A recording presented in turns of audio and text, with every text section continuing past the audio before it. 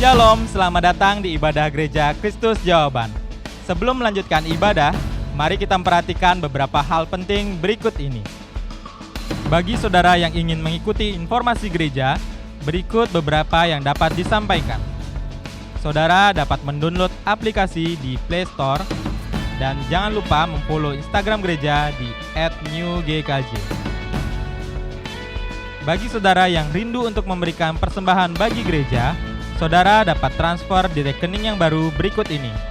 Atau saudara juga dapat melalui aplikasi GoPay, Dana, OVO, M-Banking BCA, atau M-Banking lainnya dengan scan QR Code berikut ini.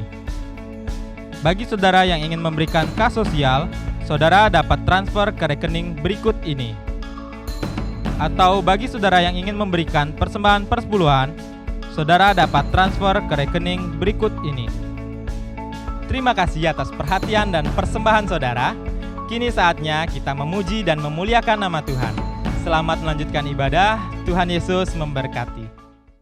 Sebab Dia ada tempat ini, amin. Segala pujian, hormat, kuasa bagi Yesus Tuhan, amin. Seberapa banyak yang siap memuji Tuhan, lambaikan tanganmu. Yang siap memuji Tuhan, katakan haleluya. Haleluya. Mari kita mengangkat suara kita bersuka cita buat Tuhan. Sebab Dia baik, bahwasanya untuk selama-lamanya kasih setia Tuhan. Haleluya.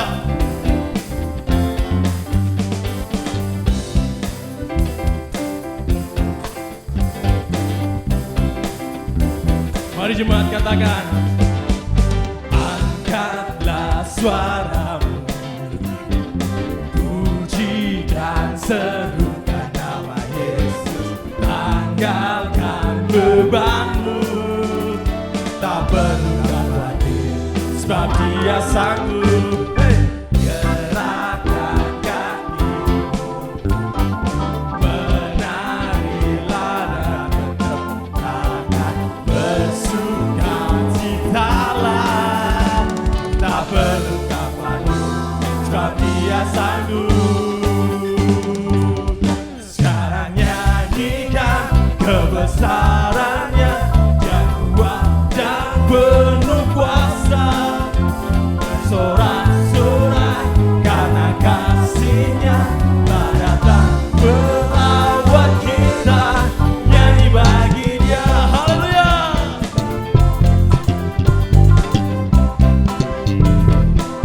Mari sama-sama angkatlah suara dan serukan nama Yesus. Tinggalkan bebanmu, tak perlu khawatir, sebab Dia sang semua.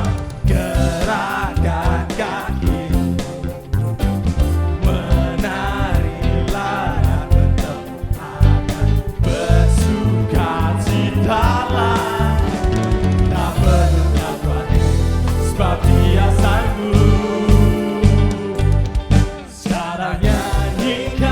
Kebesarannya yang kuat dan penuh kuasa, bersorak-sorai karena kasih-Nya telah datang melawat kita. Mosesino, hey!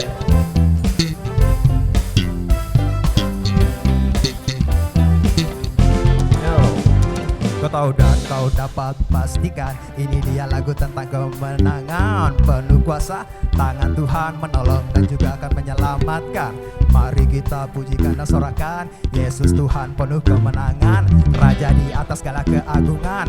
Angkat tanganmu dan mari katakan, glory, glory, haleluya. Yesus Tuhan hanya Dialah Raja, berkuasa untuk selama-lamanya. Dalam waktu kita panggil Dia dengan nama Yesus, karena hanya Dialah Sang Penebus, bertahta di tempat Maha Kudus dengan api kuasa-Nya yang lanjut. Nyanyikan kebesarannya yang kuat dan penuh kuasa, bersorak-sorai karena kasih-Nya telah datang melawat kita, nyanyi bagi Dia. Sekarang nyanyikan kebesarannya yang kuat dan penuh kuasa.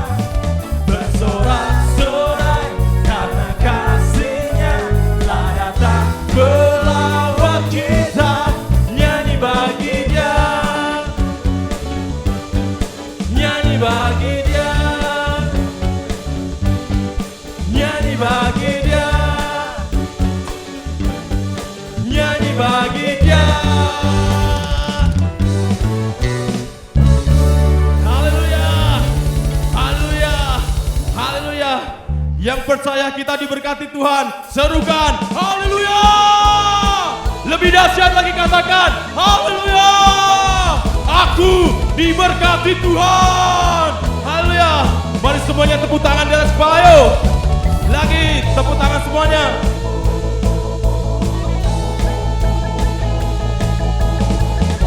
Belum semuanya tepuk tangan yuk.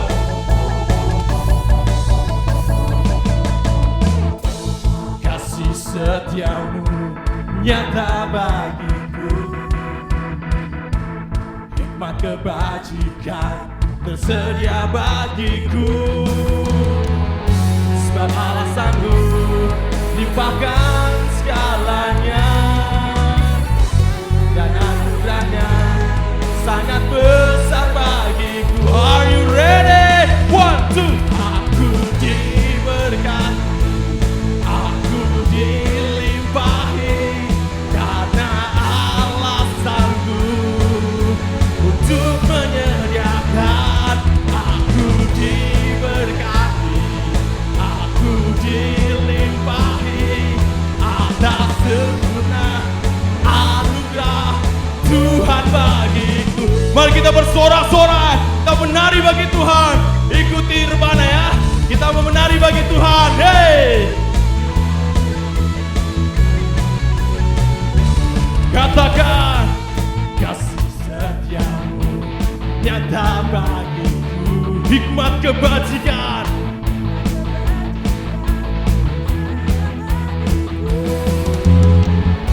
sebab alasanku limpahkan segalanya,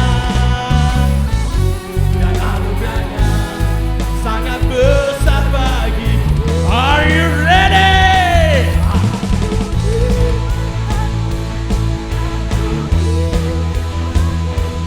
Karena alasan untuk aku diberkati, aku dilimpahi atas sempurna anugerah Tuhan bagiku. Hey, I am blessed.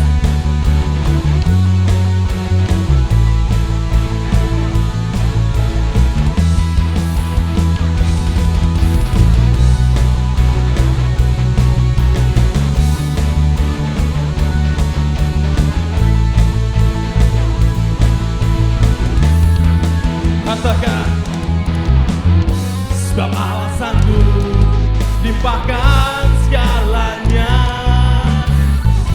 dan anugerahnya sangat besar bagi. Dengan imanmu katakan, sebab alasanku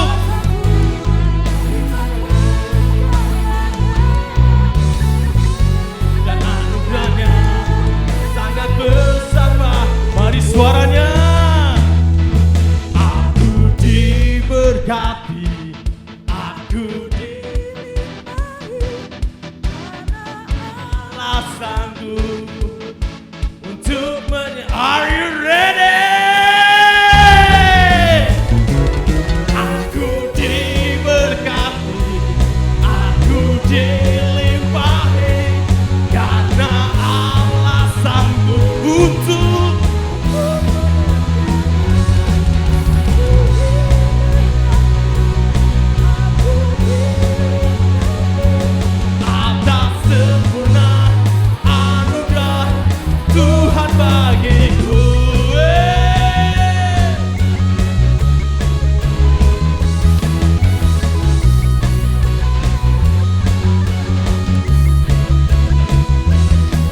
sorak-sorai bagi Tuhan kita Yesus Kristus, sebab Dia Bapa penyedia dalam hidup kita.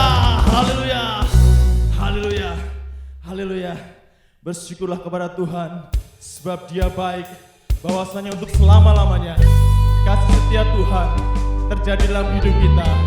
Kita ada saat ini, kita boleh ada sampai saat ini, semua oleh karena kebaikan Tuhan, karena kasih setianya yang begitu besar dalam hidup kita. Kita boleh melewati bulan-bulan di belakang, semua oleh karena penyertaan Tuhan, karena kasih yang begitu besar dalam hidup kita. Siapkan hatimu, haleluya.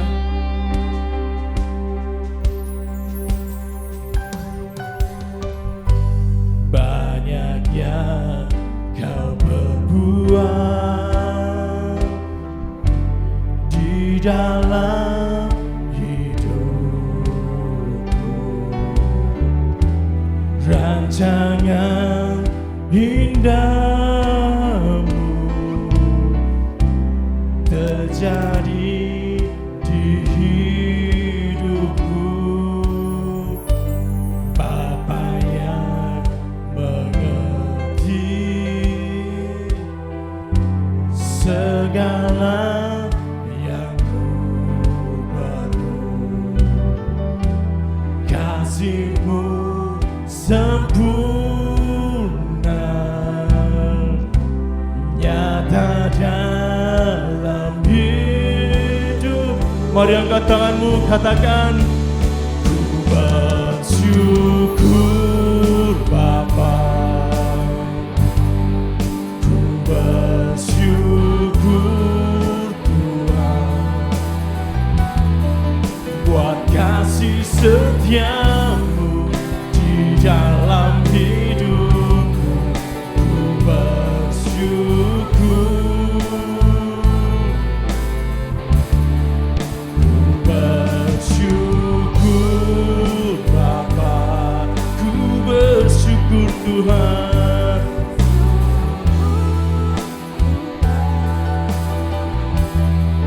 buat kasih setia-Mu di dalam hidupku. Ku bersyukur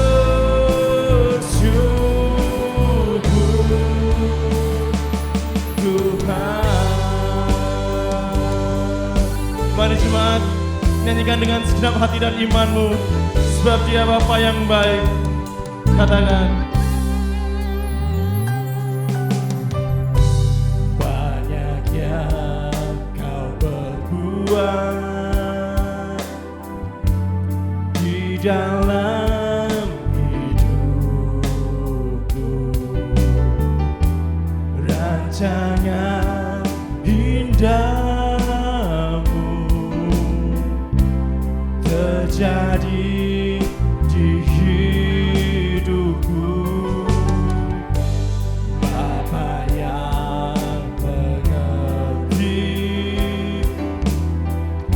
segala yang ku, Dia Bapa yang setia, kasih-Mu sempurna nyata dalam hidupku. Ku bersyukur Bapa, ku bersyukur Tuhan, buat kasih setia-Mu di dalam hidupku. Ku bersyukur. Mari kita angkat kedua tangan. Ku bersyukur Bapa. Angkat suaramu.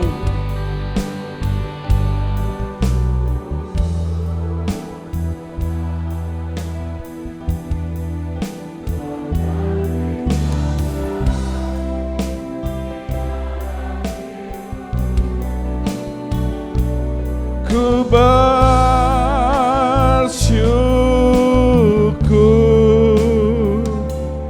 Tuhan.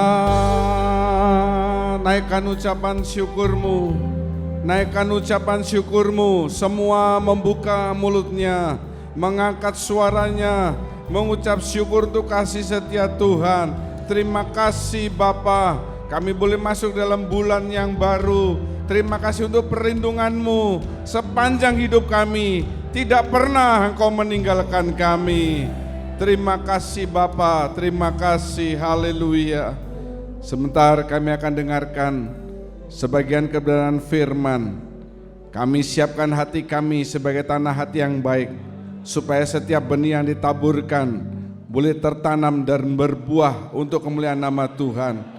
Kalau ada kuasa kegelapan dalam bentuk apapun masih ingin mengganggu, kami katakan bersama, patahkan dengan iman. Katakan, Dalam nama Tuhan Yesus kami usirkan pergi dari hidup kami ruangan ini sepenuhnya dikuasai oleh Roh Tuhan. Terima kasih Bapa, segala puji syukur kami naikkan dalam nama Tuhan Yesus. Semua mengasihi Tuhan, mari dengan amin. Shalom, bagaimana kabar saudara? Yang di atas bagaimana kabarnya? Saudara yang diberkati Tuhan, dilindungi, dilimpahi anugerah, mari serukan haleluya bersama saya dengan suara yang yakin. 2, 3, haleluya. Sekaligus selamat juga beribadah buat yang melihat melalui tayangan YouTube.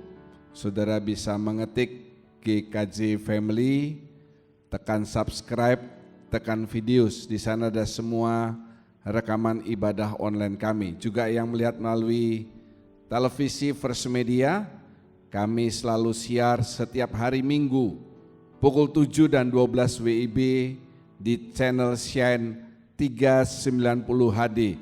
Tuhan Yesus memberkati. Saudara yang kekasih, dalam periode ini saya akan melanjutkan tentang perubahan tubuh. Coba kita lihat ayat emasnya Roma 8 ayat 5-7 yang berbunyi, sebab mereka yang hidup menurut daging itu menurut tubuh jasmani, memikirkan hal-hal yang dari daging. Mereka yang hidup menurut roh atau tubuh rohani, memikirkan hal-hal yang dari roh. Ayat 7, keinginan daging perseteruan terhadap Allah, ia tidak takluk kepada hukum Allah. Hal ini memang tidak mungkin baginya. Amin. Sebelum kita bicara yang tinggi-tinggi, yang bombastis, hal yang paling gampang hidup menurut tubuh jasmani dibandingkan dengan hidup menurut tubuh rohani. Sekali lagi saya ingin memberitahu saudara, ke gereja masa PPKM masa COVID ini ya cuma seminggu sekali.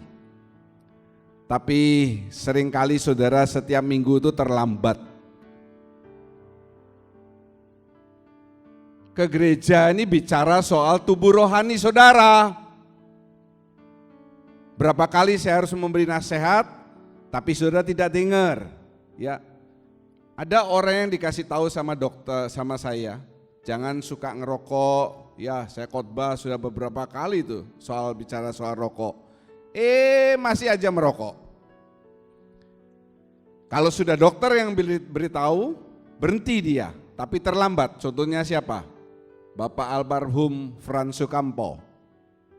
Ada juga lagi satu anggota kami, saya sudah khotbah bolak-balik ngomong, jangan ngerokok tidak baik untuk kesehatan.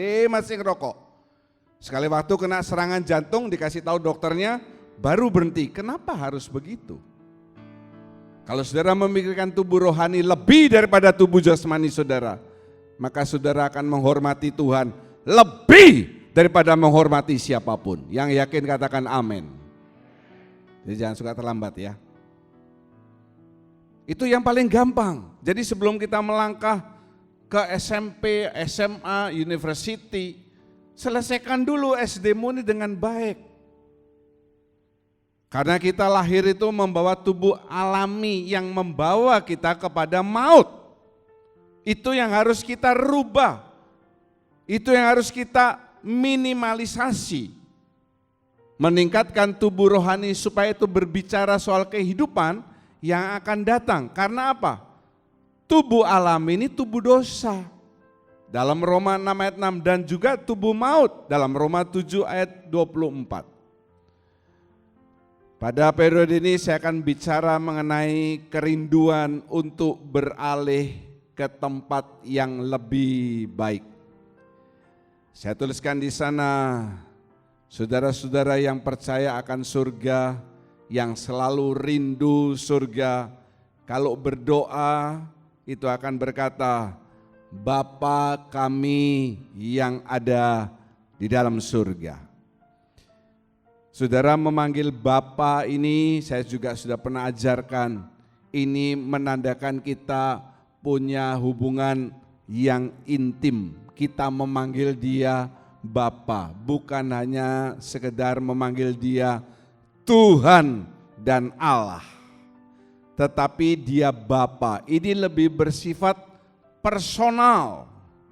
Kemudian kita katakan yang ada di surga, kita mengakui Dia bertahta di kerajaan surga.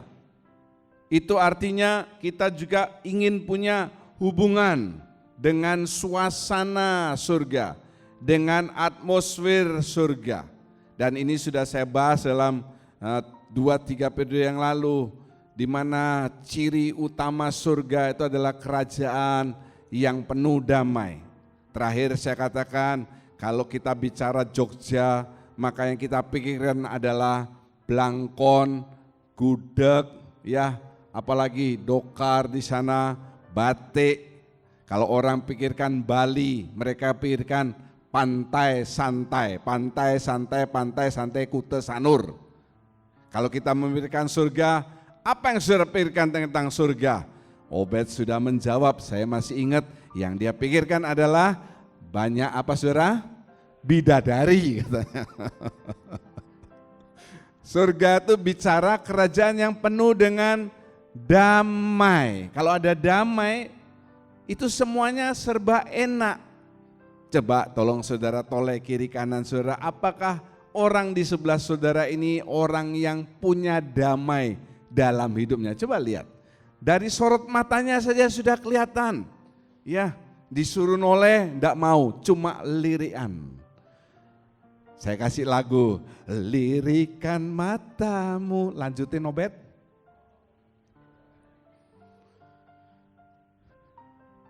Dalam sub, lakukan perjalanan di tengah tantangan iman. Mari kita katakan bersama, 2, 3. Lakukan perjalanan di tengah tantangan iman. Perjalanan saudara ini bukan perjalanan ke lubang kubur. Saya tidak bahas itu, sebab semua orang tua muda besar kecil, pandai bodoh, pangkat atau biasa, itu pasti mengarah ke lubang kubur. Dan caranya berbeda-beda, ada yang di atas kasur, ada yang dilindas mobil, ada yang karena sakit, ada yang karena tua dan lain sebagainya. Tetapi yang saya bahas di sini adalah perjalanan rohani saudara.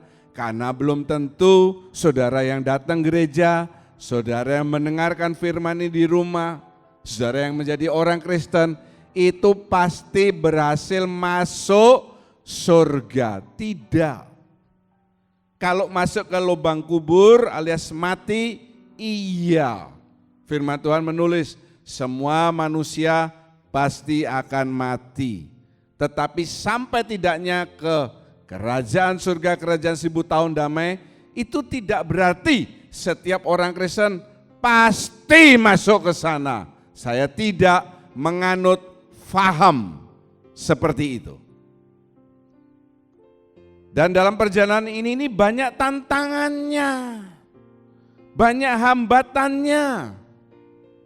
Loh saudara, kalau mau pergi ke suatu tempat saja pasti akan menghadapi tantangan. Misalnya saudara mau pergi ke luar negeri, ke Amerika, tantangannya apa? Mungkin visanya dipermasalahkan, inilah itulah, ya sampai di sana kedinginan. Saya waktu pertama kali ke Belanda berapa tahun yang lalu itu, dari Indonesia berangkat menuju Singapura, Denpasar Singapura, Singapura Amsterdam. Denpasar Singapura kan sekitar 32-34 derajat, ya pakai baju biasa. Sudah siapkan jaket tebal, taruh di koper. Tetapi begitu keluar di airport Belanda Amsterdam, wush, pagi-pagi jam 7 -3 derajat. Saya menggigil saudara ya, saya menggigil. Kopernya belum keluar dari tempat bagasi.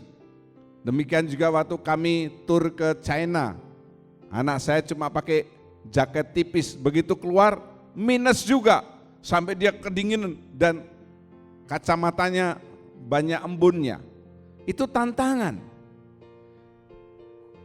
Bicara soal tantangan, saya ingin bahas soal yang namanya kayu penaga. Sebab kayu penaga ini dipakai dalam pembuatan kemah suci atau tabernakel. Kayu penaga itu tidak didapatkan di Mesir. Tidak didapatkan juga waktu mereka keluar dari Mesir, jalan-jalan lalu ketemu, tidak. Tetapi kayu penaga ini dapatnya di daerah Moab. Ya. Dan untuk sampai ke daerah Moab, mereka itu harus ikut tuntunan tiang awan dan tiang api. Kalau enggak mau mengikuti tuntunan tiang awan dan tiang api, tidak bisa dapat kayu penaga. Saya waktu beberapa periode lalu mengatakan, saudara harus mengusahakan diri saudara ini sebagai kayu penaga untuk dipakai dalam pembangunan rumah Allah. Supaya bisa disebut sebagai, dikategorikan sebagai kayu penaga, maka saudara juga harus dalam hidup ini mau mengikuti suara pimpinan Roh Tuhan. Dalam hidup ini kadang kita melakukan hal-hal yang sesuka-suka kita sendiri. Pasti ada suara dalam hati nurani saudara yang mengatakan itu salah, jangan, itu salah, jangan. Lah, itu namanya suara Tuhan. Lebih tepatnya suara Roh Tuhan. Kalau saudara mau mendengarkan itu, kita akan jalan arahnya benar. Sama seperti saudara kalau mau pergi ke satu tempat yang tidak saudara ketahui, sebab orang Mesir ini sampai ke daerah Moab, mereka tidak tahu arahnya. Mereka hanya ikut pimpinan tiang awan dan tiang api. Kalau kita mau pergi ke satu tempat yang kita tidak tahu, saudara buka Google Maps atau buka Waze. Lalu saudara setting, silakan berkendara katanya. Ya, lalu dia ngomong, dalam 800 meter belok ke kiri. Betul? Nanti 400 meter belok kiri, lebih dekat lagi 300, 200, 100, lalu udah dekat, silakan belok ke kiri. Kalau saudara belok kiri, dia diam Google-nya. Saudara lanjutkan perjalanan lagi. Tetapi kalau saudara tidak belok ke kiri, tapi saudara belok ke kanan, maka Google-nya lalu gini, dia ngeriset, dia bingung dia ya, bingung. Kalau saudara bolak-balik salah, percaya saya, handphone saudara akan berbunyi, goblok kamu, goblok kamu, goblok kamu. Dia akan bingung, muter-muter, lalu saudara tambah di sasar-sasarkan. Demikian juga dengan suara Roh Tuhan. Jangan saudara pikir suara Roh Tuhan itu akan senantiasa terus memberitahu kita. Kalau saudara tidak mau taat, dia berhenti bicara. Roh Tuhan itu bisa pergi. Saul itu ditinggalkan oleh Roh Tuhan. Kalau saudara merespon, dia akan terus memberitahu. Dan perjalanan saudara pasti sampai kepada tujuan akhirnya. Yang yakin katakan haleluya. Sebab itu ikuti tuntunan Roh Kudus. Gereja ini berjalan bukan berdasarkan doktrin atau apa, tapi berdasarkan tuntunan Roh Tuhan. Daerah Moab ini adalah suatu nama Moab ini keluar dari hubungan yang najis antara Lot dengan anak perempuannya. Saya ulangi ya, kayu penaga tidak didapat di Mesir, tetapi didapatkan di daerah Moab. Asal usul Moab ini nama Moab ini keluar hasil hubungan najis antara Lot dengan anaknya sendiri. Lot dibikin mabuk sama anak-anaknya, 2 anak perempuannya. Satu namanya Moab, melahirkan anak namanya Moab, satu namanya Ben-Ami. Jadi Moab ini keluar dari hasil hubungan yang najis antara Lot dengan anaknya. Dan lebih celaka lagi saudara, di Moab ini ada satu tempat, kalau Moab ini kan daerah ya. Di Moab ini ada satu tempat yang namanya Sitim. Apa saudara? Apa? Ingat baik-baik. Sitim. Kita akan bahas soal Sitim. Sitim ini tempat di mana terjadi malapetaka. Saya ulangi. Malapetaka. Malapetakanya apa? Kita baca bersama-sama. Bilangan 25, 1, 2, dan 9. 1 pria, 2 wanita, 9 sama-sama. Angkat suara saudara. Om pria, 2, 3. Sementara Israel tinggal di Sitim, mulailah bangsa itu berzina dengan perempuan-perempuan Moab. Perempuan-perempuan ini mengajak bangsa itu ke korban sembelihan bagi Allah mereka. Lalu bangsa itu turut makan dari korban itu dan menyembah Allah orang-orang itu. Sama-sama. Orang yang mati karena tulah itu ada 24.000 orang banyaknya. Amin. Saya sebagai pria malu suaranya kalah dengan yang perempuan. Coba saya mau dengar suara pria, katakan haleluya. 2, 3. Loh, kalau lebih keras toh.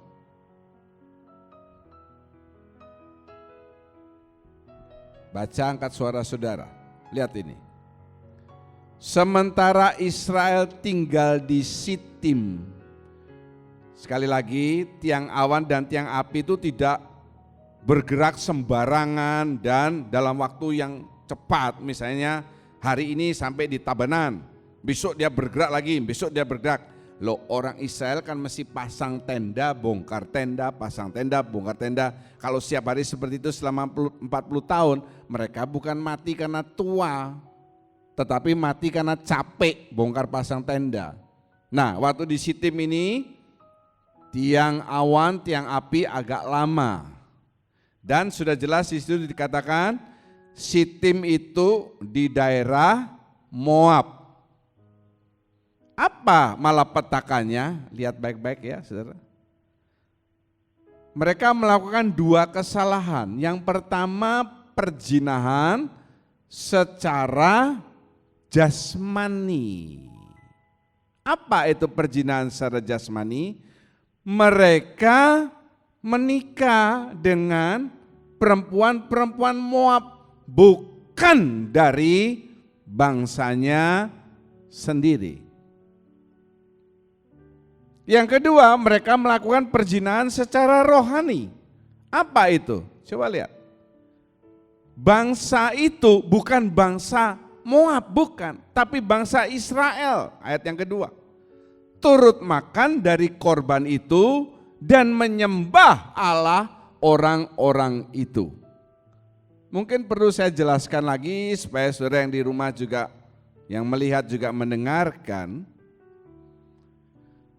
Di Bali ini banyak ada upacara-upacara Hindu, dan sebagai orang yang punya hubungan sosial yang baik, saudara lalu kalau Natal kirimin mereka kue atau makanan. Kalau Idul Fitri mereka kirimin jajan.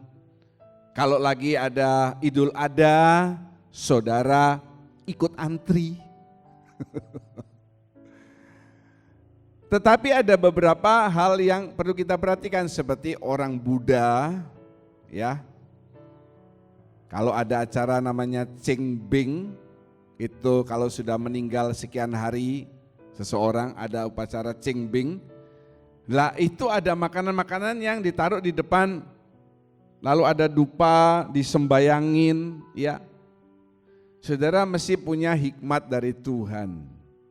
Meskipun makanan di depan tuh enak, apa itu? Ayam biasa, babi biasa.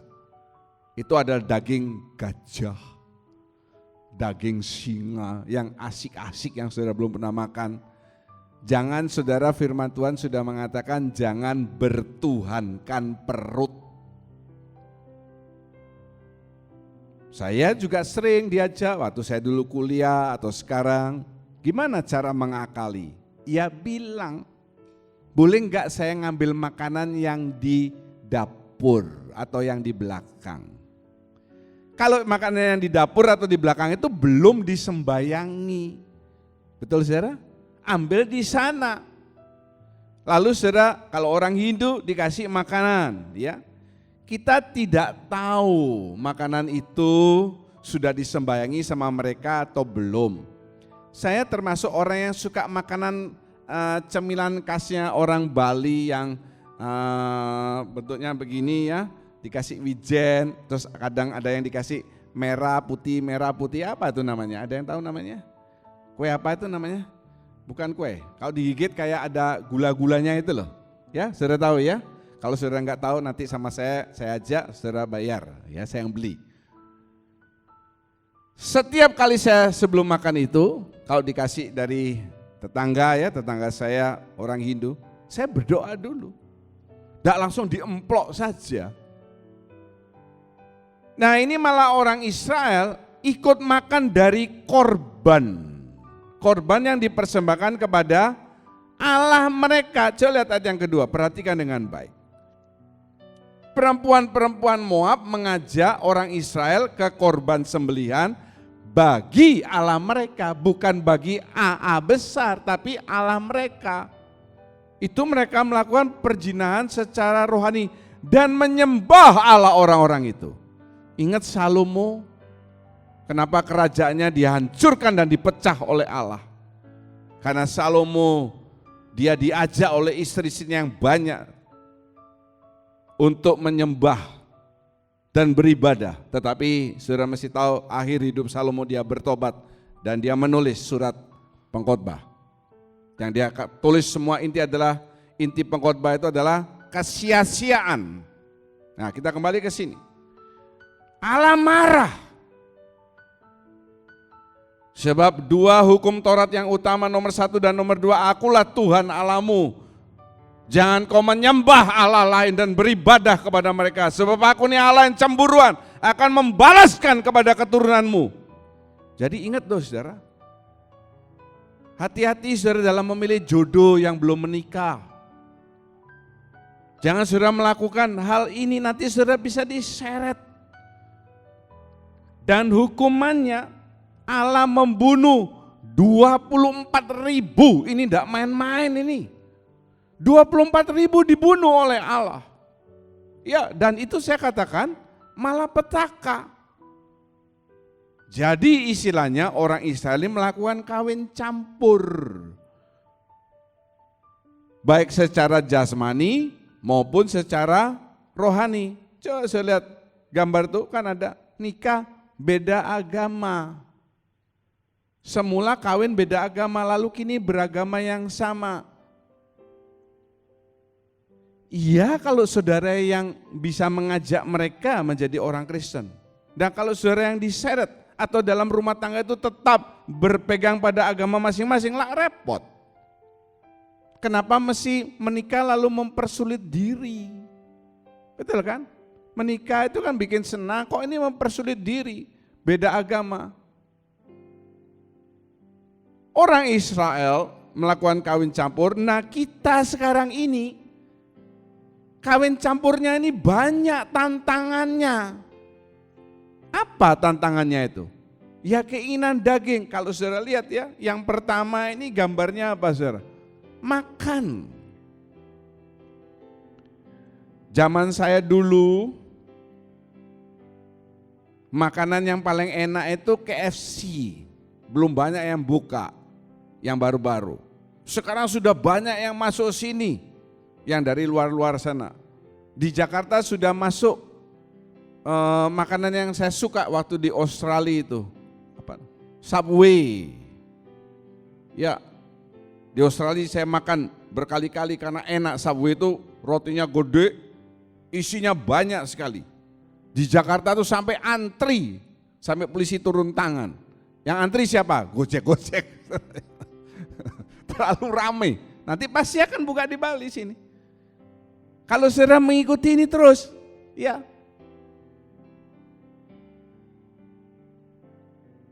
Bertuhanan perut. Lalu ini, keinginan mata. Dari uang, kepingin ini, kepingin ini, kepingin ini. Kemudian, idols ini, ya. Uang, ditulis juga family. Family ini juga bisa menjadi berhala saudara loh. Saudara lebih mementingkan Tuhan atau mementingkan family, keluargamu? Keluarga ini bawa ke gereja. Haleluya.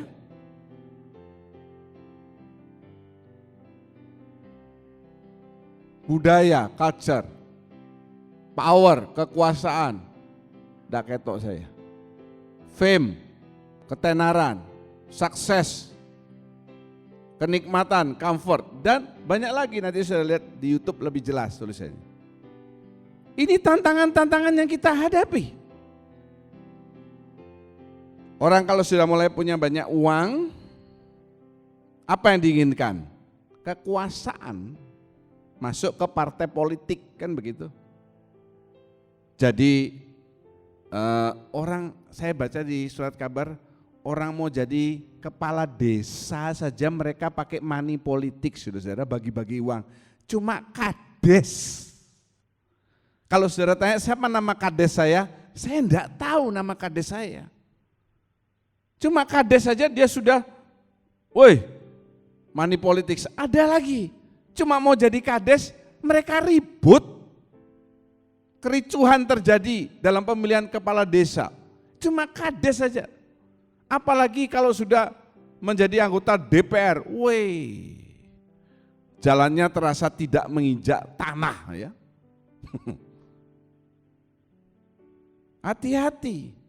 Karena saya selalu berdoa supaya saudara ini diberkati oleh Tuhan. Tidak menjadi orang yang dibawa. Nah kalau sudah diberkati Tuhan, ingat, jangan itu lalu menjadi berhala saudara. Itu namanya saudara melakukan kawin campur dengan mereka. Menjadi satu toh. Kenapa? Tergoda. Jangan saudara suka gampang, bukan suka, tapi gampang tergoda oleh kenikmatan dunia ini. Memang nikmat saudara ya. Mungkin saya salah, tapi saya perlu memberitahu saudara.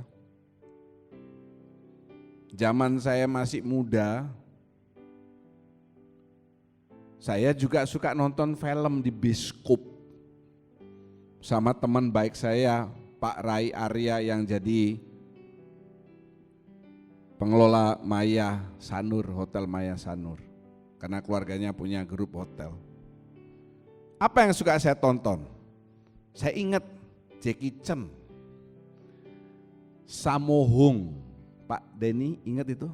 Sammo Hung? Ya. Jackie Chan, Chen Lung, Sammo Hung. Ya. Jurus apa tuh? Filmnya namanya Mabuk apa begitu ya. Kalau film-film silat itu kami suka nonton. Nontonnya di mana? Di Wisata Mahal. Ada dulu satu sudah habis biskupnya di tikungan Gajah Mada itu. Ya, langganannya Pak Tian itu. Apa nama Pak Tian? Yang di tikungan Indra. Saya masih ingat yang orang lama Bali, Indra. Ya. Alah kamu pura-pura semuanya. Main biliar, main game apa tuh pinball, ya. Saya kuliah di Surabaya, Kalau liburan kan datang pulang ke Bali, ketemu lagi Rai, jalan-jalan. Satu kali saya mendengarkan pendeta saya mengatakan, tak tahu mungkin dia kuno ya, tapi saya pikir ada bagusnya. Karena dia nggak sembarangan ngomong. Untuk apa nonton di bioskop gelap-gelap itu loh? Kalau gelap-gelap itu enggak baik. Ya, kalau sesuatu yang gelap itu sesuatu yang enggak baik. Kalau pengajar saudara ikut SMS, SPY, jangan suka pacaran di tempat gelap. Gelap itu konotasi yang enggak bagus. Apalagi waktu itu lalu zaman DVD, VCD. Belilah DVD satu, kaset bisa nonton rame-rame. Kamu mau nonton silat terserah, anakmu nonton film terserah, ya boleh. Untuk apa? Lebih baik beli alatnya, ya kalau mau nonton sebagai hiburan, nonton di rumah. Saya pikir itu hal yang bagus. Sekarang kalau saudara suka nonton di bioskop, berapa tiket bioskop? Saya nggak tahu. Berapa Pak Tian? Mahal. Ada yang 50, ada yang 75, ada yang 100, ada yang 150, tergantung kursinya katanya. Ada yang kursi gede enak. Bioskop sekarang enggak gelap gulita seperti dulu, ada lampunya remang-remang, ya. Saya juga senang nonton film, saudara.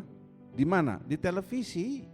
Enggak usah pergi ke sana ngeluarin duit, sayang. Kamu nonton 75.000, kolekta cuma 5.000. Ingat ayat di depan dah. Tubuh jasmani, tubuh rohani. Dalam diri kita ini ada dua tubuh. Manusia rohani, manusia jasmani. Kalau kamu kolektor 100.000, nonton 75.000, it's okay. Nonton 75.000, kolektor cuma 5.000. Itu loh. Itu cuma yang paling sederhana, enggak usah bicara yang terlalu bombastis. Sitim, kembali ke sitim. Itu lalu dipakai dalam penyebutan untuk kayu penaga. Kalau saudara baca lewat Alkitab bahasa Inggris, kayu penaga itu ditulis sitim wood. Sitim wood. Kayu sitim. Kenapa itu? Karena itu nama peringatan. Perhatikan kata ini. Nama peringatan tentang asal usul kayu itu. Asal usulnya apa? Dapatnya di daerah Moab. Apa nama tempatnya? Sitim. Apa yang terjadi di Sitim? Orang Israel melakukan kawin campur. Apa yang tadi saya katakan? Malapetaka, karena Allah marah dan 24.000 orang dibinasakan. Tetapi kenapa kok itu yang dipilih oleh Allah? Lah ini menarik saya. Kenapa Allah tidak memilih kayu yang lain? Kenapa dia memilih sitim wood, kayu penaga ini? Padahal di Sitim orang Israel melakukan perzinahan. Jadi begini saudara, Allah itu tidak melihat masa lalu saudara. Ayo kita ngomong bersama-sama. Allah tidak melihat masa lalu saya. 2, 3. Allah tidak melihat masa lalu saya. Haleluya. Dia tidak peduli. Saudara ini dulu tuh bejat, jahat, pernah menggugurkan kandungan, ya nakal, bahkan membunuh sekalipun. Buktinya Allah memilih Saulus. Dia tidak mengingat-ingat masa lalu saudara. Bahasa Inggris mengatakan itu history. His story. Dari dua kata, his dan story. Ceritanya masa lalunya, gak usah dibangkit-bangkit. Kalau saudara sudah menjadi anak Tuhan, sudah dibaptis, masa lalu ini tidak usah ditoleh-toleh. Saya ada melihat status seseorang menulis demikian. Sesekali kita perlu menoleh ke masa lalu. Lanjutannya saya tidak ngerti, saya lupa. Saya mau ngeralat, tak diemin aja sudah, biarin. Untuk apa? Ya, untuk apa melihat masa lalu yang gak baik, gak menyenangkan? Untuk apa? Saudara kalau sudah punya baju yang lama, yang sudah 10 tahun, 15 tahun, lalu saudara buang, masa saudara mau tidur mikir-mikir? Sayang ya bajuku itu masih bagus dan lain sebagainya. Untuk apa? Allah juga tidak melihat masa lalu saudara. Kalau dia tidak melihat, dia juga melupakan. Dia mengampuni saudara, namanya saudara diampuni secara total. Katakan haleluya. Yang penting sekarang saudara ini sudah dipilih oleh Tuhan. Katakan saya sudah dipilih oleh Tuhan, yang yakin. 2, 3. Bukan familimu yang masih belum kenal Tuhan, tapi kamu nih yang sudah dipilih. Ya, saudara mesti ingat itu. Saudara sudah dipilih oleh Tuhan. Bukan karena saudara ini pintar, bukan karena saudara ini ratu sejagat, tidak. Karena saudara mendapatkan yang namanya anugerah dari Tuhan, anugerah keselamatan. Haleluya. Dan itu mesti kita perjuangkan. Karena saudara dapatnya ini secara cuma-cuma, jangan dianggap sepele. Ya ini cuma-cuma dianggap sepele. Loh, jangan begitu. Kalau kita memperjuangkan keselamatan yang saudara sudah dapatkan dari Bapa di surga, naikin sedikit yuk. Saudara dapatkan sesuatu yang besar nantinya.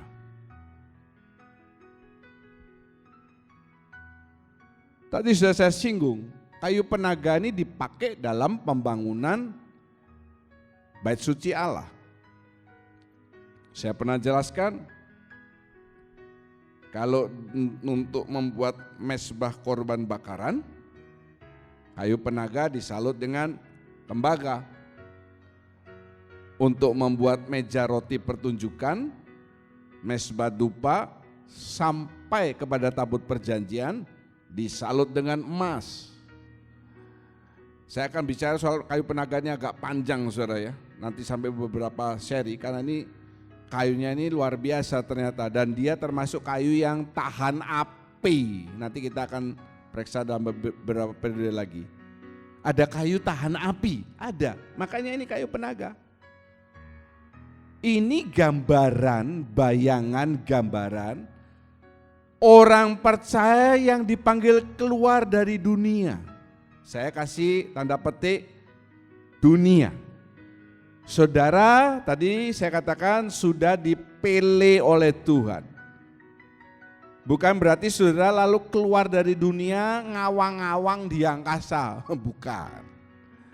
Dunia dalam tanda petik ini seperti Abraham, dia keluar dari Ur Kasdim, dari keluarga, dari bangsa, dari kebiasaan yang tidak baik.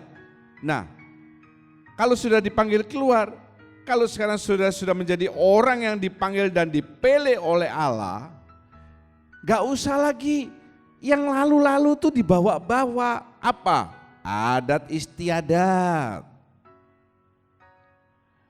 Omongan nenek-nenek moyang, turun-temurun. Ya.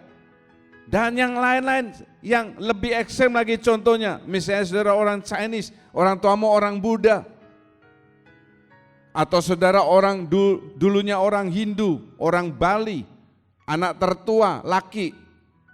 Kalau orang Buddha dia harus bawa abu orang tua, banyak orang tuanya. Kalau yang laki dia harus jadi pemangku. Jangan saudara berpegang kepada itu, bukan saya yang bicara. Firman Tuhan yang berkata, jangan berpegang pada seperti itu. Bukan berarti kita kurang ajar. Lihat sudah, kalau jadi abu ya sudah. Misalnya ada anggota saya mau dibakar, meninggal, dikremasi. abunya diapain Pak? Ya terserah, antara kamu buang di laut atau taruh di mumbul. Dibakar, taruh di satu tempat, ada di mumbul kecil tempatnya. Nggak usah dibawa pulang, nanti kalau dibawa pulang itu jadi masalah. Nanti pasti saudara akan menjadikan dia seperti berhala. Maaf ya, saya waktu ke Kupang pertama kali itu kaget saudara khotbah di satu gereja. Gerejanya besar,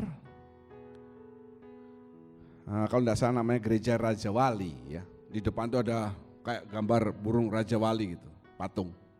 Saya masuk sana mau khotbah ya. Lalu sebelum ibadah saya masih ke kamar mandi, ke toilet. Waktu balik saya nggak tahu ya, tiba-tiba orang di sebelah saya ini begini. Loh, kok aneh? Pastinya dia bukan sama saya. Misalnya ya, dia di sini, saya di sebelah sini. Dia begini. Kalau sama saya kan harusnya begini, betul ya? Kalau dia di sebelah kiri saya kan harusnya begini. Enggak, dia begini. Karena dia begitu aneh itu, jadi saya lalu fokus ke dia. Tadi kan fokus cuma lihat-lihat gini gimana. Dia begini, loh ngapain orang itu kok sekarang berlawanan dengan saya? Lalu saya lihat, loh ada makam di sana. Di gereja itu ada makam.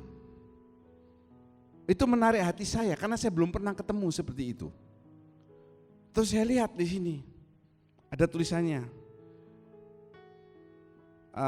pendiri gereja ini Pak siapa namanya. Lalu saya tanya sama yang lain ya, ini makamnya siapa? Oh ini yang mendirikan gereja ini, ayah daripada pendeta sekarang. Loh saya tanya, loh kok dimakamkan di sini? Lah memang seperti begitu, kalau di Kupang itu kadang memakamkan orang tua itu di halaman rumahnya. Betul nggak itu saudara ya? Nah, betul ya. Oh, terus saya jadi pikir. Saya waktu itu tinggal di tempat adik saya, ya, dia ngontrak. Saya langsung mikir begini, nanti pulang aku mau cari. Jangan-jangan di halaman rumah itu juga ada makamnya. Yang punya rumah itu kan nggak enak. Siapa tahu makamnya di depan kamar saya. Lah lebih cilaka lagi, betul nggak saudara? Enak-enak tidur malam-malam ada yang ganggu-ganggu begini. Ya.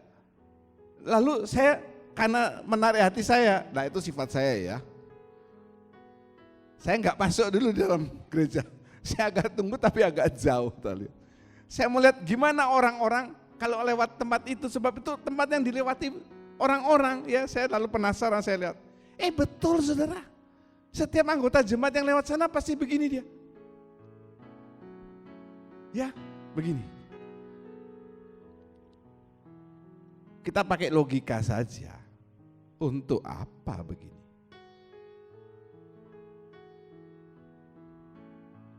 Kita menghormati yang sudah meninggal, Pak. Menghormati itu yang masih hidup. Kalau sudah mati, untuk apa dihormati?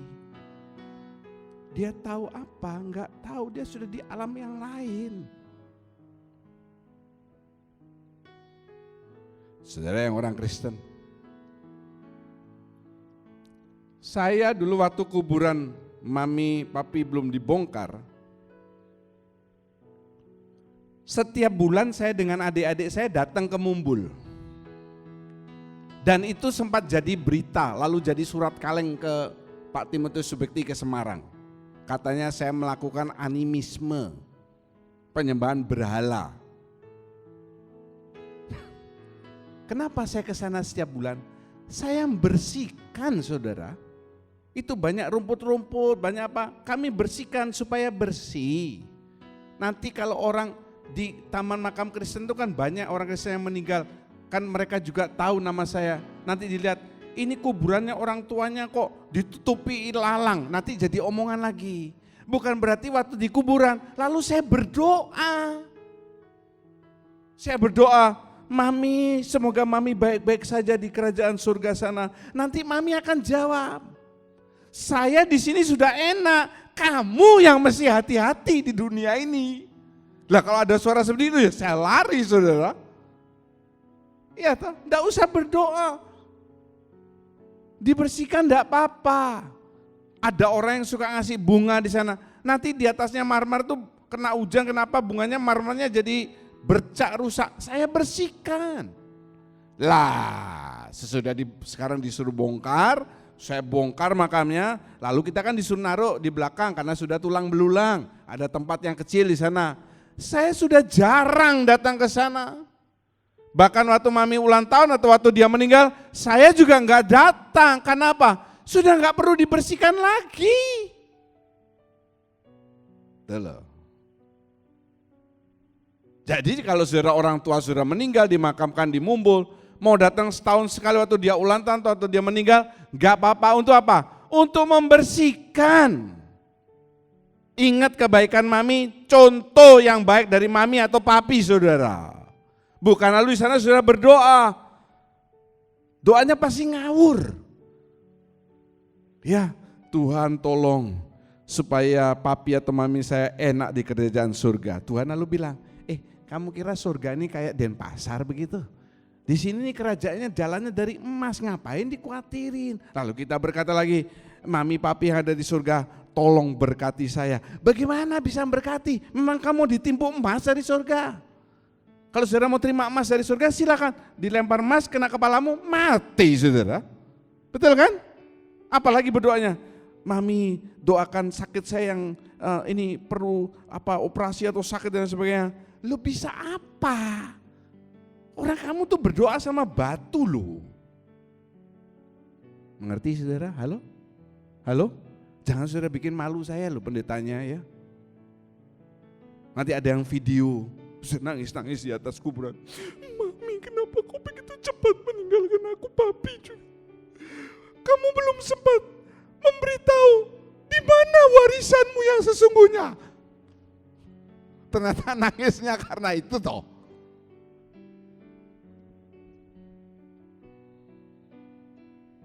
Ada kata-kata terakhir. Saudara akan terpilih dan pilihan Tuhan itu akan makin diteguhkan dalam diri saudara. Kalau saudara ini mau diproses. Proses ini sulit saudara. Dan mengikuti pimpinan Roh Tuhan. Proses ini tidak gampang, proses ini sulit. Saya mau tanya yang kuliah-kuliah di mana di Malang dari Prodia ini. Waktu proses sekolah, meskipun sekolahnya kayak enteng-enteng, cuma satu perwakilan yang berangkat, nanti dia nyebarkan yang lain. Gampang atau susah? Pak Andri David, hah? Susah, susah apanya? Bayari katanya. Ya itu proses. Ada yang ngutang, ada yang pinjam, ada di koperasi ya, ada yang nyuri. Sulit. Wati tenang aja, bayar gampang. Suaminya kaya ya, haleluya. Kok ragu-ragu gitu gimana sih? Dalam hati ini Yule, ya Wati yang bayar dewe toh. Saya minggu ini ujian proposal 10 orang mahasiswa S2 ya. Proposal itu cuma baru awal aja. 10 ini ngawur semuanya bikinnya. Ya, kalau saudara mau bikin proposal tesis atau skripsi, apa masalahnya, temukan, itu diangkat, bukan saudara cari-cari masalah. Misalnya di gereja ini, permasalahannya apa? Permasalahannya misalnya Pak John sering mengeluh soal bunyi sound. Nah, apa? Dengung, gini, gitu, ini, itu. Itu angkat jadi skripsi atau tesis. Bukan saudara cari-cari masalah. Gereja baik-baik, dicari-cari masalahnya. 10-10-nya seperti itu semua. Bahkan saya ada satu yang saya tanya, saya tidak menemukan rumusan masalahmu ini apa, enggak tahu saya. Lalu apa yang mau dibahas? Mereka mengalami proses ya, waktu mau ujian itu 10-10 kan di foto, tegang semua. Nah kita bilang santai saja, ini masih proposal bukan ujian tesnya. Kalau ujian tesnya itu ada nilainya. Saya pernah tidak meloloskan satu orang dan saya suruh rombak dalam waktu 1 bulan. Kejam ya Pak John ya. Lalu saya sudah bilang supaya dapat gelar teologi itu enggak gampangan. Enggak karena diterima di universitas sana enggak diterima lalu kau masuk sekolah Alkitab pasti diterima. Bikin malu yang punya gelar teologi dong. Tegang mukanya ya. Satu ada maju penyajian, yang lain merhatikan teliti. Ya, nanti aku juga dibantai seperti ini. Itu proses. Harus dijalani. Ujian proposal saja mereka juga harus bayar. Untuk apa? Untuk AC-nya, untuk plakatnya, dan untuk makannya kami. Dosen penguji ini dikasih makan. Dan untuk honornya juga, ya mereka yang bayar. Itu proses saudara. Kalau saudara ngikut Tuhan, tapi nggak mau diproses, seenak-enaknya sendiri, ya nggak bisa. Haleluya, nggak bisa. Semuanya itu ada proses. Jadi jangan marah kalau saudara dengar saya khotbah, jangan saudara pikir, oh itu mesti nyinggung aku Pak John itu. Loh untuk apa saya nyinggung saudara loh saudara. Saya itu juga bisa khotbah yang enak-enak. Saudara-saudara yang kekasih, saya yakin Tuhan sangat memberkati hidup saudara. Haleluya. Uang di dompet saudara misalnya cuma 1 lembar 100.000. Kalau saudara dengar khotbah ibadah dengan baik sampai rumah, saya yakin saudara, saya yakin uang saudara yang 100.000 itu akan tetap menjadi 100.000.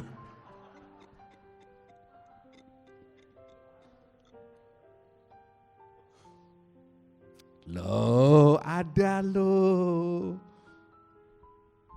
Saya ini suka dengar First Media khotbah-khotbahnya orang ada.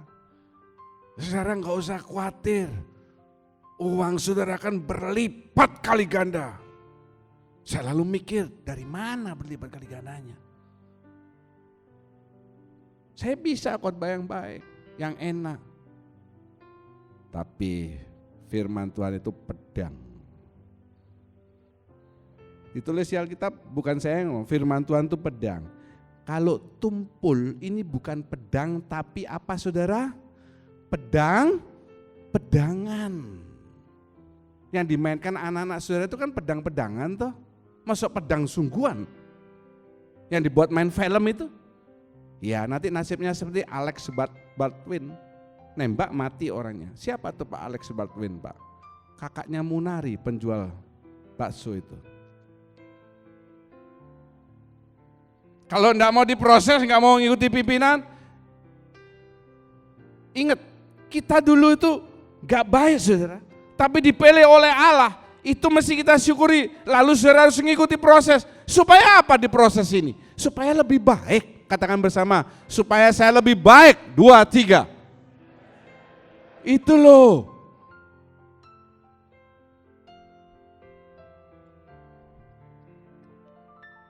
Simpan ya, si Tim Wood itu nanti kita akan bahas 2 periode lagi.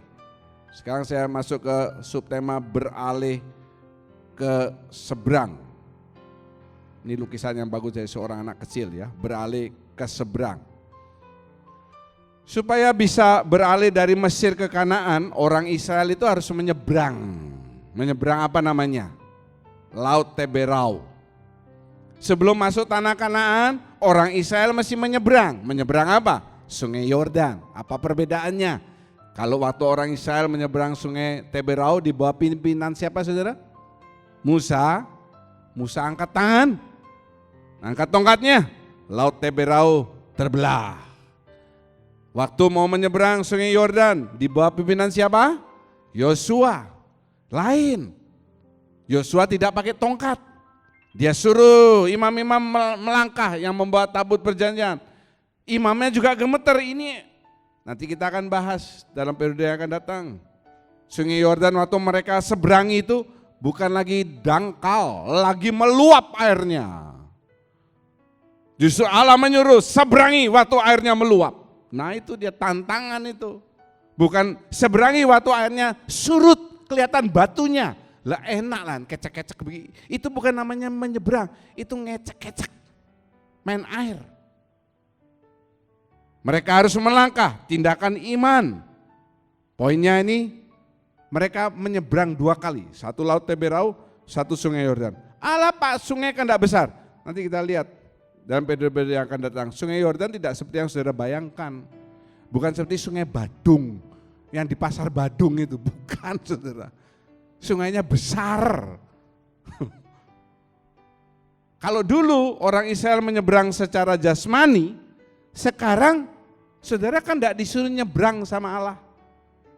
Hai umatku, kamu harus menyeberang Sungai Badung. Kamu menyeberangi lautan Samudra Hindia, kan tidak begitu. Tapi secara rohani. Ingat ya, yang pertama itu saudara mesti punya, diawali dengan pikiran. Saya mesti menyeberang. Yang kedua, kemauan. Yang ketiga, tindakan. Ayo ngomong. Satu apa saudara? Yang kedua? Ketiga? Ya. Ada yang mikir di sini. Jam gini, Munari sudah datang atau belum? Nanti saya pulang, saya mau beli Munari. Mikir dulu. Makanya sudah lihat saya, sudah melihat seperti bakso yang gerak-gerak.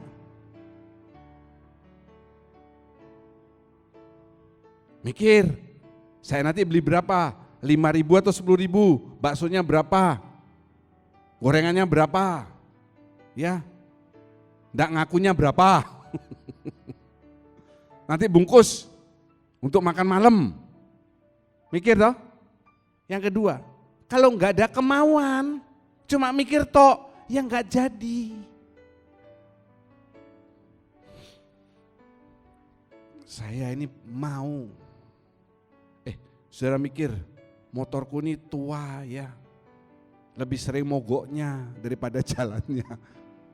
Saya mau ganti Tapi saudara tidak ada kemauan. Kemauan bekerja, kemauan mencuri. Tidak bisa. Harus ada kemauan. Yang ketiga, action.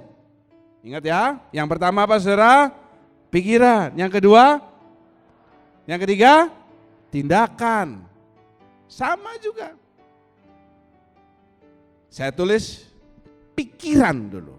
Kemana? Ke seberang. Ingat ya, beralih ke tempat yang lebih baik. Tempat yang lebih baik itu ada di seberang. Saudara harus menyeberang. Menyeberang dari manusia duniawi menuju manusia surgawi atau rohani. Ini namanya tindakan menyeberang.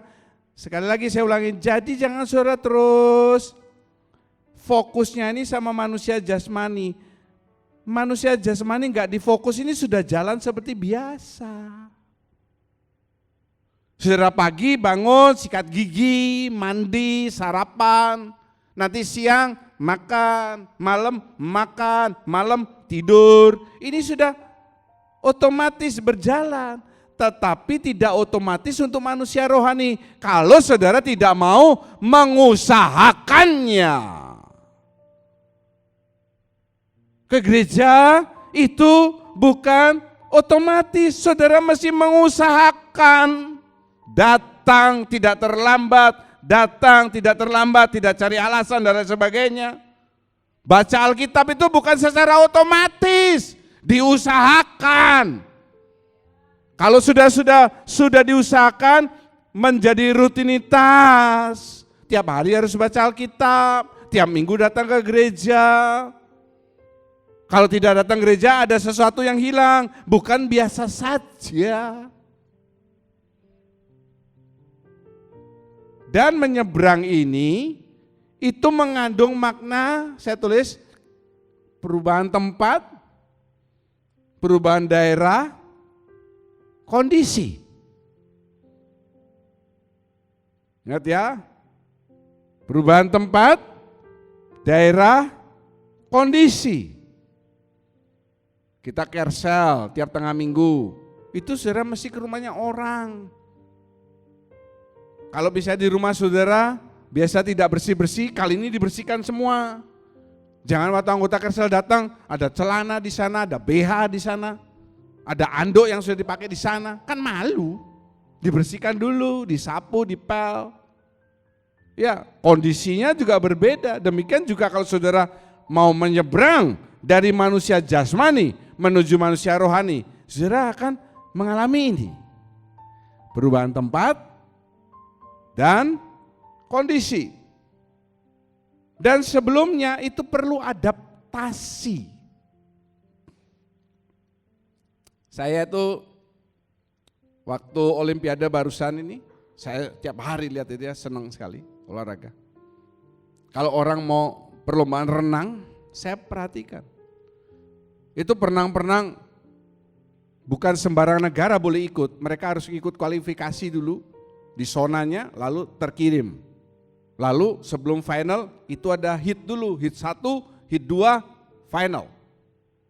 Hit 1 yang diambil cuma 2, hit 2, 2, hit 3, 3, hit 4, 4. Nanti diadu lagi, babak semifinal, lalu babak final. Jadi dia harus bertanding 3 kali baru masuk final. Saya perhatikan setiap perenang, kalau yang gaya dada, gaya bebas, gaya kupu-kupu, itu mereka selalu jongkok dulu di depan kolam, lalu mereka percik-percikan badan dengan air. Itu saya perhatikan, semuanya. Kalau gaya punggung kan mereka sudah harus masuk dulu dalam air. Ya, kalau gaya batu langsung masuk saja. Saya ini bingung, gaya punggung itu gaya apa ya Pak ya?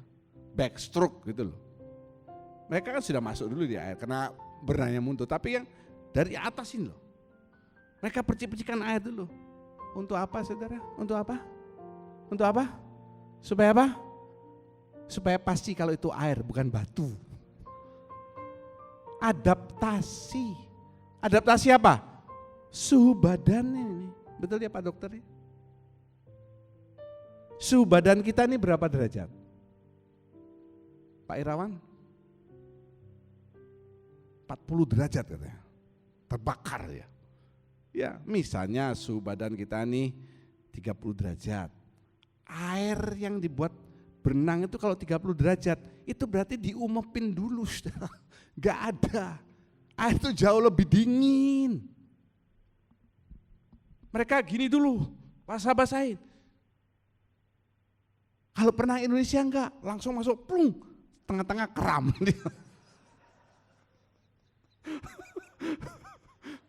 Adaptasi dulu.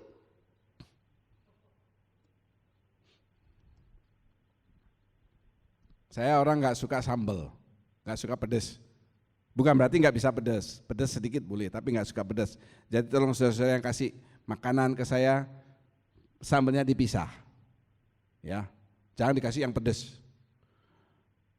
Tetapi itu pun juga banyak yang melanggar aturan itu. Jadi kalau saya makan, saya nggak langsung ambil satu emplok gini. Kalau itu pedas sekali, saya bisa bikin rendang di kamar mandi, saudara. Dicoba dulu bumbunya. Saya paling suka, orang-orang kan sekarang banyak di TV-TV itu, Kenta, siapa ya, yang makan-makan promosikan makanan itu ya. Saya paling suka sama satu, yang dia suka bilang maknyos. Siapa itu namanya? Saya lupa ya. Maknyos, bondan. Kenapa saudara? Kalau dia makan, yang pertama dia coba itu kuahnya dulu. Dari situ kerasa. Kalau misalnya rendang, dia ambil bumbunya dulu. Saya paling nggak suka kalau ngeliat inces. Sudah tahu kan inces kan? Inces itu loh yang sering, saudara enggak lihat itu. Saudara senang yang lihat mak lampir ya. Dunia lain, alam lain. Makanya di gereja jadi wajah lain. Kalau dia bakso gitu ya, dikasih kecap, dikasih lombok sebanyak-banyaknya. Saya ngeliat dia dikasih lombok sebanyak-banyaknya, saya sudah enggak senang. Karena saya enggak senang sambal tuh. Terus kalau itu sudah dikasih kecap, kasih lombok, rasanya sudah berbeda. yang asli itu gini, ya ibu-ibu kalau masak di rumah membenarkan kan ucapan saya, betul nggak? Nah ini masak-masak dikasih kecap, kasih sambal baru dicoba. Dicoba yang ini mentahnya, anyep. Tambahin garam atau tambahin gula kan begitu. Itu adaptasi, pikiran juga. Pikiran mesti adaptasi. Coba kita baca. Kaum pria ayat yang pertama, kaum wanita ayat yang kedua. Kaum pria, haleluya. Yang keras ya bacanya ya. 2, 3. Karena itu saudara-saudara, demi kemurahan Allah, aku menasihatkan kamu supaya kamu mempersembahkan tubuhmu sebagai persembahan yang hidup, yang kudus dan yang berkenan kepada Allah. Itu adalah ibadahmu yang sejati. Janganlah kamu menjadi serupa dengan dunia ini, tetapi berubahlah oleh pembaharuan budimu, sehingga kamu dapat membedakan manakah kehendak Allah, apa yang baik, yang berkenan kepada Allah, dan yang sempurna. Amin. Lihat ya, nasihat dari Rasul Paul, saudara mesti mempersembahkan tubuh. Persembahan yang hidup, kudus, berkenan, hidup. Jangan kalau sudah tua, nggak bisa apa-apa, naik turun tangga aja payah, baru ngomong sama saya, Pak, saya mau melayani Tuhan, apa yang bisa saya lakukan? Kalau suaranya sudah serak, tangannya sudah tremor, ngomong ke saya, Pak, saya mau jadi anggota paduan suara. Nggak cocok. Yang kudus, tahu artinya? Yang berkenan. Lihat ayat yang kedua. Jangan menjadi serupa. Nah, itu kunci. Kita ini beralih dari manusia duniawi menjadi manusia surgawi. Saudara lahir ini alami, duniawi. Gak ada orang Kristen yang lahir. Dani ini spesialis obstetrik ginekologi. Anak-anak itu orang lahirkan. Pernah melihat bayi lahir lalu bilang, haleluya, saya orang Kristen. Ada begitu? Lahir, alhamdulillah. Orang Islam berarti? Gak ada, semua sama. Semua alami, semua duniawi. Tetapi saudara dinasihati, jangan menjadi serupa. Berarti kita mesti ganti. Bukan segambar, serupa. Kemudian kuncinya apa? Berubahlah. Ayo ngomong, saya mesti berubah. 2, 3. Dari Yohanes Agus menjadi Yohanes Superman. Begitu? Enggak. Berubah ini dari kata asli metamorpho, meta perubahan tempat atau kondisi, morpho bentuk. Untuk membahas ini kita akan lanjutkan dalam periode yang akan datang. Haleluya. Tuhan Yesus memberkati. Dia adalah waymaker dalam hidup saudara. Saudara mengalami jalan buntu dalam setiap permasalahanmu. Tidak ada yang mustahil bagi Tuhan. Dia miracle worker, saudara punya sakit apa, masalah apapun. Tidak ada yang mustahil bagi Tuhan. Lanjutin. Dia adalah orang yang memegang janji. Janjinya ya dan amin adanya. Yang yakin katakan haleluya. Dia adalah cahaya di dalam kegelapan. Itulah Tuhan yang kau sembah. You are waymaker, miracle worker, promise keeper, light in the darkness. My God, that is who you are. Serukan. You are miracle worker, promise keeper, light in the darkness. My God,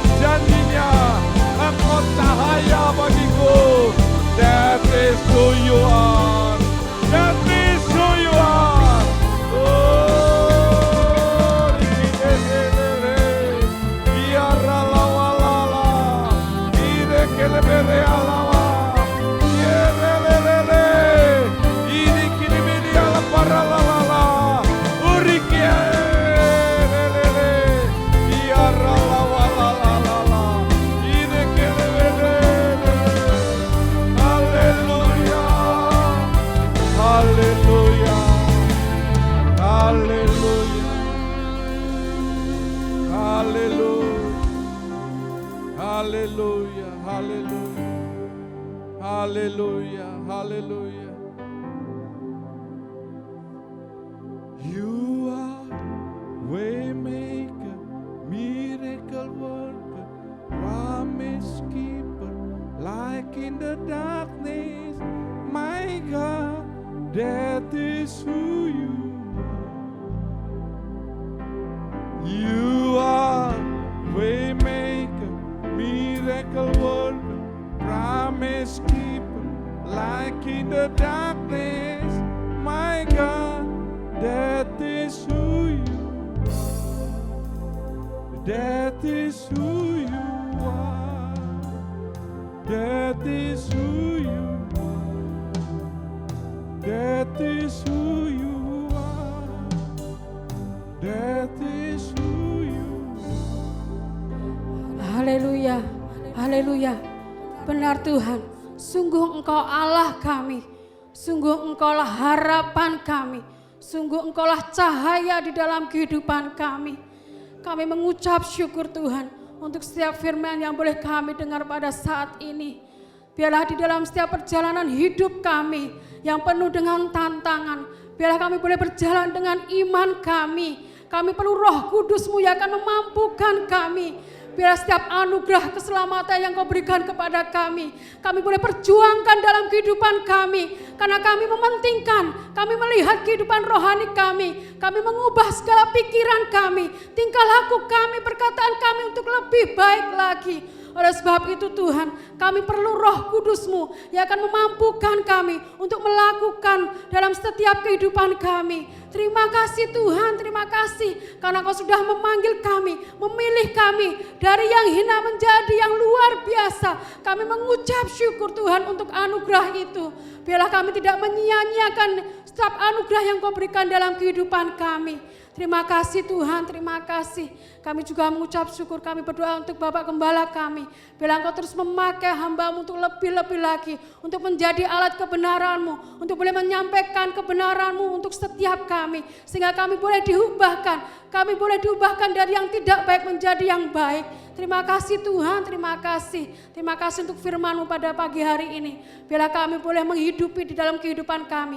Biarlah Roh Kudus-Mu yang akan memampukan kami. Karena kami perlu Tuhan dalam perjalanan hidup kami. Kami perlu Roh Kudus-Mu yang akan menuntun kami.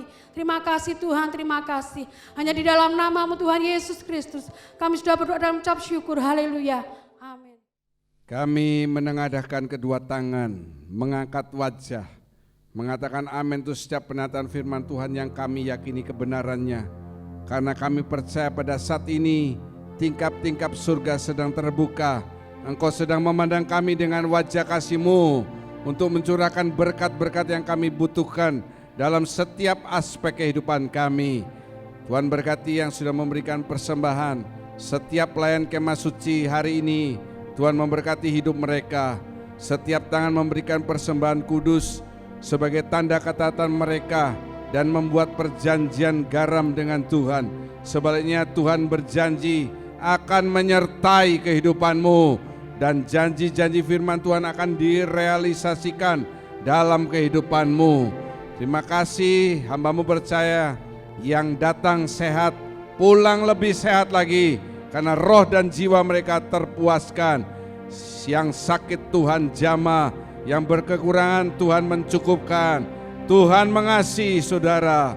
Kami tetap berdoa untuk kesehatan, pemulihan anak-Mu Simeon Lotengsian, supaya dia terus boleh pulih dan bekerja dan boleh datang ke rumah Tuhan. Terima kasih Bapa. Pada akhirnya saudara yang kekasih, Tuhan memberkati engkau, Tuhan melindungi engkau, Tuhan menyinari engkau dengan wajah-Nya, Tuhan memberi engkau kasih karunia, Tuhan sedang menghadapkan wajah kepadamu untuk mencurahkan damai sejahtera. Segala puji dan syukur kami naikkan dalam namanya Tuhan Yesus Kristus. Kami berdoa dan mengucap syukur. Haleluya.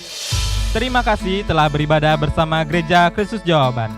Bagi Anda yang rindu ingin memberikan persembahan bagi gereja, saudara dapat transfer di rekening yang baru berikut ini. Atau saudara juga dapat melalui aplikasi GoPay, Dana, OVO, M-Banking BCA, atau M-Banking lainnya dengan scan QR Code berikut ini. Atau bagi saudara yang ingin memberikan persembahan persepuluhan, saudara dapat transfer ke rekening berikut ini. Terima kasih atas persembahan saudara. Tuhan Yesus memberkati.